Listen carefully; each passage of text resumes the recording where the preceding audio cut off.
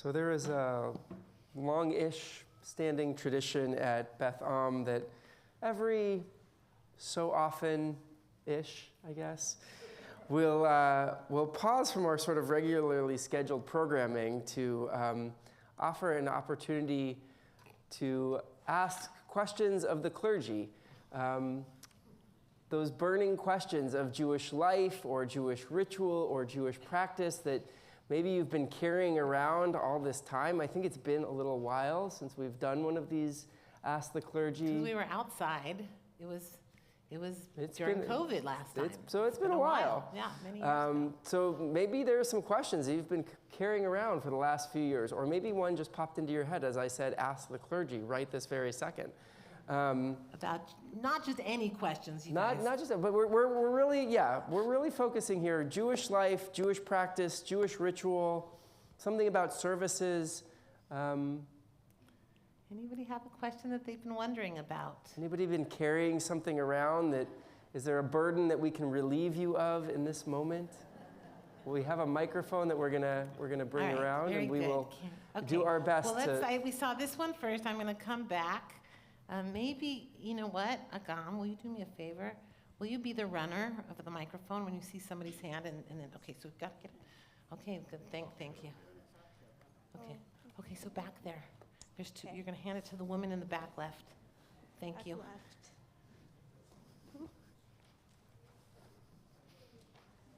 It's always an adventure, I will say. What a great runner. During this very difficult time, I've noticed everything that the clergy has done for us and helping to sustain us. And I wonder if there are elements in our Jewish tradition or guidelines that teach Jewish leaders or guide Jewish leaders so that they can sustain their communities. That's an excellent question. Is it okay if I answer you while you formulate? Because I will say, I was speaking to my son's 7th grade tefillah group at Hausner yesterday and got asked a very similar question. I was talking to them about prayer in general. I think in part our training is kind of the one thing that is sort of our traditions way of sustaining us, right? To give us access on how to, or give us the tools on how to access prayer, access theology, access different Jewish sources that speak to this moment that we're in. So that on the one hand, there's that. But I would also say that the tools that I find most useful are actually the tools that are at our disposal for all of us as Jews, as people, and that is often the words of prayer, the words of our tradition. There were 2 prayers that I shared with my son's class yesterday. One is the prayer that we're supposed to say immediately upon waking up in the morning. Moda ani lefanecha melech chai v'kayam shechazarta bi nishmati rabba emunatacha. I give thanks to you, God, everlasting sovereign, who great is your faith in me. Or who has restored my soul to me, great is your faithfulness. And the implication there is great is your faithfulness in me, right? This kind of idea of waking up each day, whether it is a good day, a hard day, whether the news in the world or in Israel has been terrible or positive, but to try to find kind of a stance in our lives of gratitude. Another phrase that I remember kind of holding on to early on in rabbinical school comes from the Psalms, Ivdu et Adonai b'simcha, bo lefanav birnana, that I serve God, or let us serve God with simcha, with joy, and sing out in song. And I think that's an important thing that I hold on to as well, that it is, in many ways, it's a privilege to serve the Jewish people and to be able to kind of carry us all through this. I think for all of us, it's a privilege to be able to carry us all through these difficult moments. I think we hurt alongside all of you as well. Okay, so. Do you want to answer also? Are we both answering, or we No, didn't that was really? good. That was good. good. Okay. I think that was great. That guy. And then Steve, and then I saw, then there were people on this side who had their hands up. All right. especially Yeah. I'll Natalie. give it to this guy because he Yeah. had Yeah, give it to his hand Steve. up for a little So give him the mic and then stay there, and then you can bring it to the In honor of his birthday yesterday, we should give it to Steve. Oh, thank you. So I have a question about, a question about Saturday morning services? Is that okay? I guess. So we chant Torah. People come up, and somebody will chant Torah, and then family members or close friends are invited up for an aliyah. So here's my question. When you go up for an aliyah, you're not doing any of the work. The chanter is chanting Torah. So when we go up, why is that a blessing? Does that make sense? Yes, I know this one. I got this one. Boy, do I have this one. All right. That's a really great question because technically, the person giving the blessing is supposed to do the thing.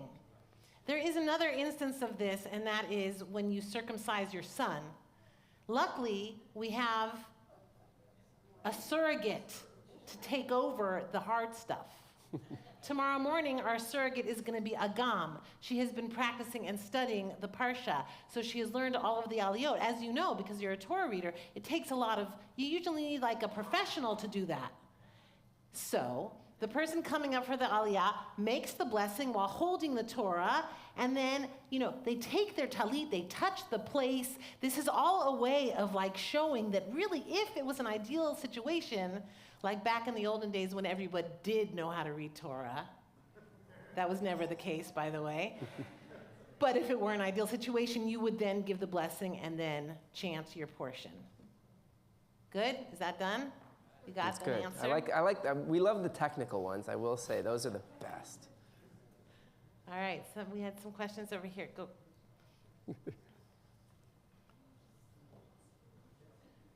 You could just. Well, I just thought of something. This is just probably a simple question. You can sit down while I'm talking, then you can move again. You're doing a good job. The mezuzah on the doorposts, it says that it has blessings in it. But there's always been, in my mind, a controversy, or people asking, what's in there? What is it? And some say it's the Shema, some say it's a thing, but what is the real meaning of having that mezuzah on the entrance to your house? Does anybody else want to answer this question before we do? Who knows? Who thinks they know art? Can you say it loud enough, you think? So you'll give your answer, and then if you miss anything, Rabbi will. We'll fill in, yeah. To remind us to love God when we go by the wayside, when we are coming back home. It reminds us to love God, so that's the So Art said it's a reminder to, it's a symbol that is there to remind us that whenever we're coming or going, we should love God. If you turn to page, 36, actually 34, that text that appears in the Ark, the words of the Shema, so that is directly from Deuteronomy chapter 6, verse 4. And then it actually continues not with Baruch Hashem Kavod Malchuto, but in the Torah, it continues with the words Ve'ahavta, which are on page 36. And those are actually the words that we put on the doorpost. And we put them on the doorpost because it says at the bottom of the first paragraph, the last two verses, right? We bind them as a sign on your hand, right? That's where we get to fill in from. And as a sign, and let them serve as a symbol on your forehead. That's the head to fill in. Inscribe them on the doorposts of your house and on your gates. And, we don't like to do things half-heartedly. So we literally take these words and inscribe them on a scroll of paper. It is something that is written by a sofer, by a scribe, on a piece of parchment, just like the Torah is, but in miniature. So these few paragraphs are written on a little piece of paper and rolled up and placed. So technically, here's the thing. We take a mezuzah and put it in a mezuzah and put it on the mezuzah. So that little, what's called a cloth, which is the little piece of paper with this biblical text, which is a prayer, but it's also a biblical text, is rolled up. That's technically the words that you're putting on your doorpost. And then we take it and we beautify the mitzvah. It's called chidur mitzvah.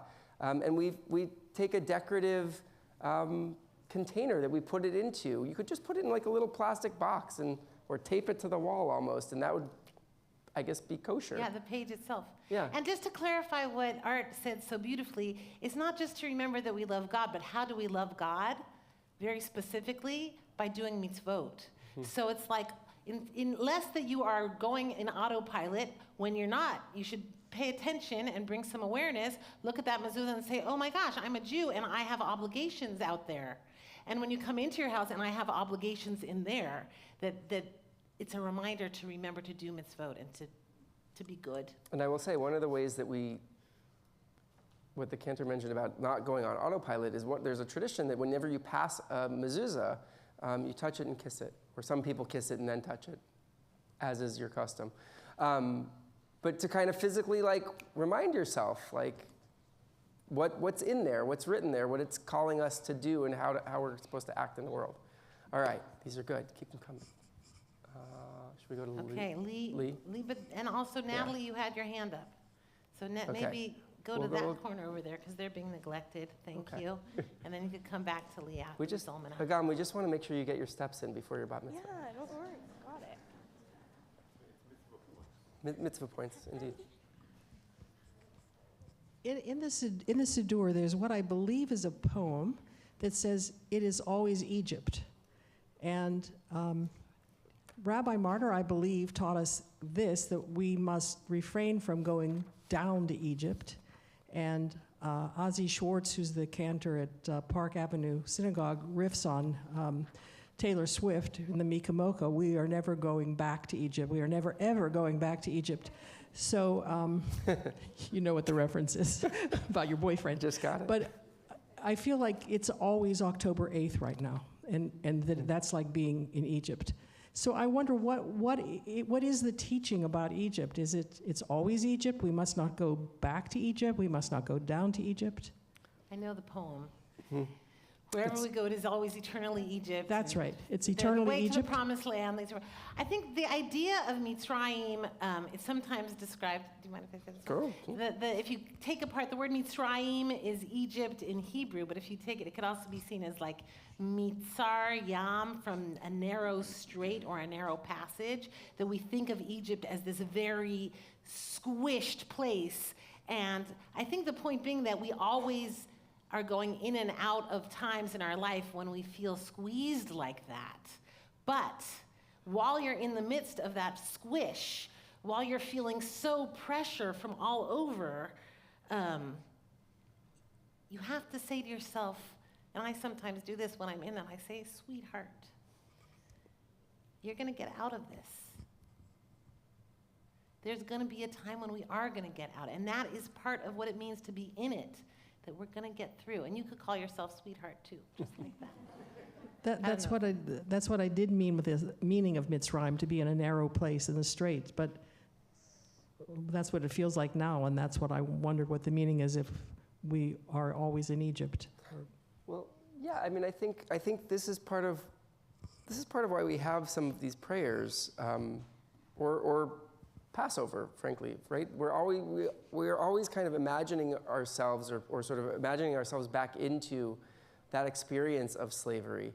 I think part of it is it's a prayer that is trying to remind us of what that feeling, both of the narrowness and also the possibility of freedom, feels like, right? We're always kind of remembering Egypt so that we don't forget what that feeling of kind of being in those constrictive places are, even in the moments when we're in the most expansive points in our life. We shouldn't lose sight of either of our own experience of that, or the fact that others are experiencing that as well.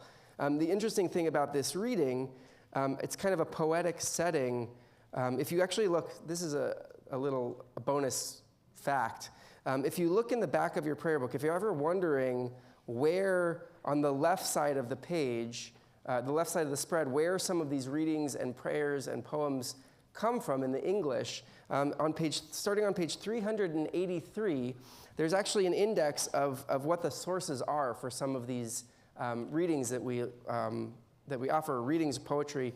So this one actually comes from Michael Walzer, who wrote a really incredible book called From Exodus to Redemption. And it's a little bit of a political treatise on looking at the Exodus as sort of a model, or it's called From Exodus to Revolution. And it's kind of a model of looking at the Exodus as a model for kind of personal and political revolution, which is kind of a cool book that a community organizer many years ago had introduced me to. So interesting to kind of think about the way that our tradition kind of expands on this idea of Egypt throughout time. I have a quick question. It will be answered by yes or no. Is Bethlehem considering getting a Torah scroll like they start doing them now with all the vowels and punctuations in it? That would be so cool. We haven't considered that yet. Oh, okay. Ooh. Okay, thank you. It'd be so long. It'd be so much bigger. All the way over there. Okay. I'm running a marathon. Okay. Lee, you're passing? Lee passes. Okay. Mike. You can go around. All right. And then after Mike, we'll have one more and then Yeah, finish up. I think that sounds good. I'm curious what the differences or essential differences are between Reform Judaism and Reconstructionist Judaism. I have no idea. Yeah, me, you, yeah. We both good. You start. Okay. So you could teach a whole class on that, Mike. Maybe we will. In a nutshell, though, I think one of the main differences, so Reform Judaism sees itself as a liberal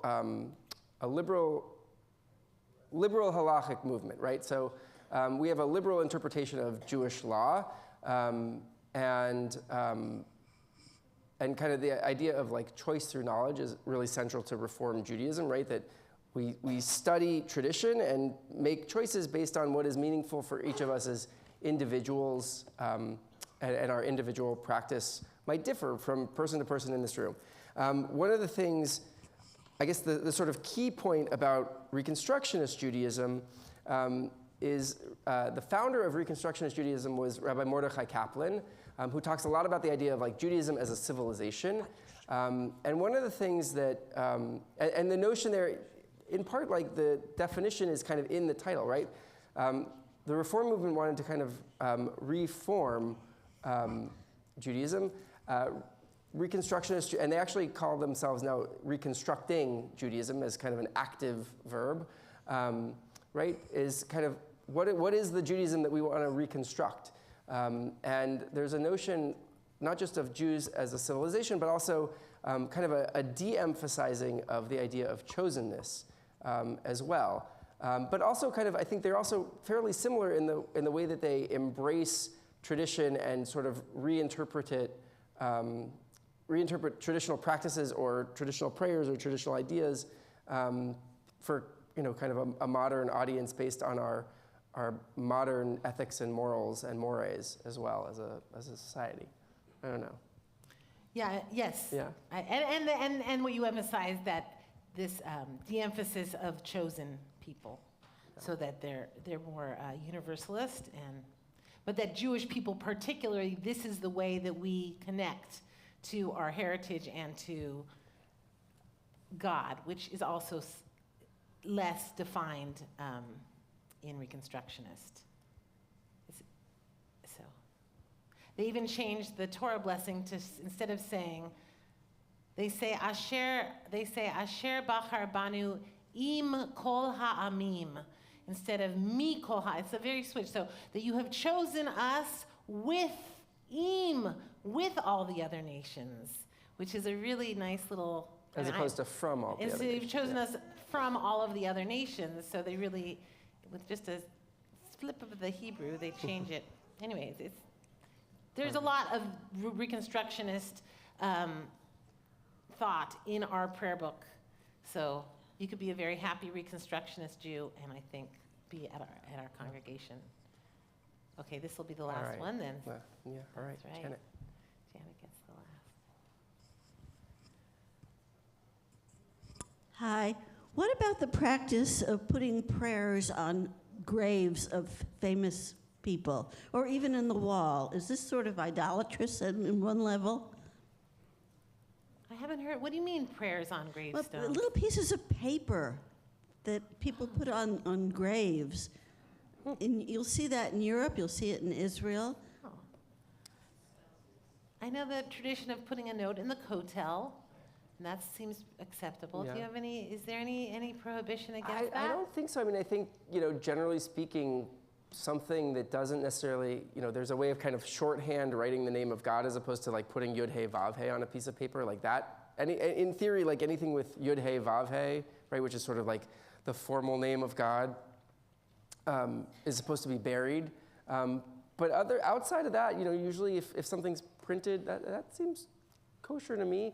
I mean, I've certainly been in Jewish organizations, synagogues that have, different quotes from prayer or Proverbs or Psalms, on walls of the building, things like that. So I think it's a nice tribute. I mean, I think for a long time, like a lot of, before modern Hebrew came about, like a lot of Hebrew was based in the Hebrew of the Siddur and the Torah. So it makes sense. But the idea of putting it on the grave of a sage strikes me as unkosher in a way. So you mean like going to like Maimonides' grave and praying, or almost going like you're thinking about like if people who visit the Menachem, like the Rebbe's grave, Yeah. you mean? Well, Like right. fax messages. So, I mean, people are going to do what they're going to do. It seems to us like it might be almost messianic in a way, right? But that's not.